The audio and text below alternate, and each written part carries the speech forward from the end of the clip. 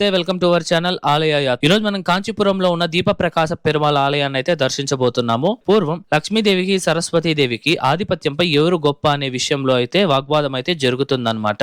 అప్పుడు వీళ్ళిద్దరూ కలిసి ఇంద్రుడి వద్దకు వెళ్లి ఎవరు గొప్ప అని అడగగా ఇంద్రుడు వచ్చేసి లక్ష్మీదేవి గొప్ప అని అయితే చెప్తారు. ఆ మాటకు అసంతృప్తి చెందిన సరస్వతీదేవి బ్రహ్మదేవుని వద్దకు వచ్చి ఎవరు గొప్ప అని అడగగా బ్రహ్మదేవుడు కూడా లక్ష్మీదేవి గొప్ప అని అయితే చెప్తారు. ఈ యొక్క సమాధానం బ్రహ్మదేవుడి నుండి వచ్చినందుకు బాధపడి అలాగే కోపపడిన సరస్వతీదేవి బ్రహ్మదేవుడి నుండి దూరంగా అయితే వెళ్లిపోతుందన్నమాట.